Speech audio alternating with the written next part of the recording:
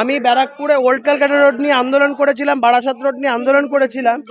তারপরে ওদিকটা কিছু ঠেকনা দেওয়ার মতন জোড়া তাপ্পি মার্কা সারাই হয়েছে। আমি বলেছি ব্যারাকপুরে আমি জিতলে রাস্তাঘাট এমন হবে যে 5টা বছর পরেও আমি থাকি বা না থাকি ওই রাস্তা হাতুড়ি দিয়ে মেরেও তোলা যাবে না। দিদি, মানুষ তো জানে আমি ব্যারাকপুরের ছেলে। আমি তো এমন না যে এখানে পরিযায়ী পাখির মতন আসবো আবার চলে যাব। আমি তো এখানেই থাকি, আমার তো পালাতে চাইলেও পালানোর জায়গা নেই। তো মানুষ এই জায়গাটাতে খুব স্বাভাবিক কারণে আমার প্রতি তাদের একটাই আস্থা।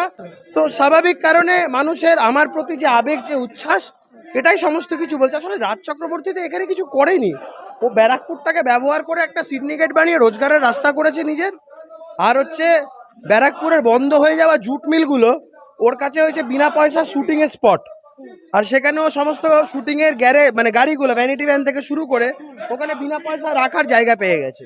আপনি চলে যান গ্লাসকল মিলের মাঠে, আমি সেদিনকে চৈতি ছট পূজার দিন গিয়ে দেখেছি 2-3খানা ভ্যানিটি ভ্যান সেখানে পড়ে আছে। তাহলে এগুলো তো গ্যারেজে রাখতে পারে, বলছে না এখানেই রাখে ফাঁকা জায়গা। মানে এই তো হচ্ছে অবস্থা। তৃণমূলের লোকেরা দেদার পয়সা তুলে যাচ্ছে যেমন তেমন ভাবে, যা খুশি করছে। ব্যারাকপুরের জন্য রাজ চক্রবর্তী কি করেছেন বলতে পারবেন? ওই 2-4টে দেওয়াল রং করে ছবি আঁকিয়েছে, 10 লাখ টাকা খরচা, দেখিয়েছে 10 কোটি টাকা খরচা হয়েছে, এই ধরনের। শুধু পয়সা নয় ছয় করেছেন, মানুষের পয়সা লুটে পুটে খেয়েছেন, যত রাজ্যের চোর ছাঁচরদের নিয়ে একটা সিন্ডিকেট বানিয়েছেন এবং সেখানে দেদার পয়সা তুলে বেরিয়েছেন।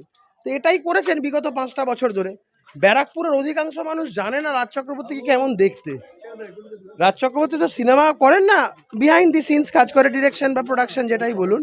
এই কাজটা তো বিহাইন্ড দ্য সিনসের কাজ। তো রাজ চক্রবর্তী সেটা বিহাইন্ড দ্য সিনস করে।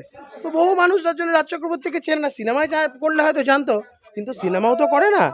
ব্যারাকপুরে মানুষ রাজ চক্রবর্তীকে অর্ধেকের ওপরে লোক চেনে না। সেই জায়গা থেকে আমার যথেষ্ট মানুষের সাথে যোগাযোগ, মানুষ আমাকে ততটাই ভালোবাসে এলাকার ছেলে হিসাবে, এটাই আমার কাছে পরম পাওনা। 50,000 ভোটে রাজ চক্রবর্তীকে হারাবো। দিদি নমস্কার।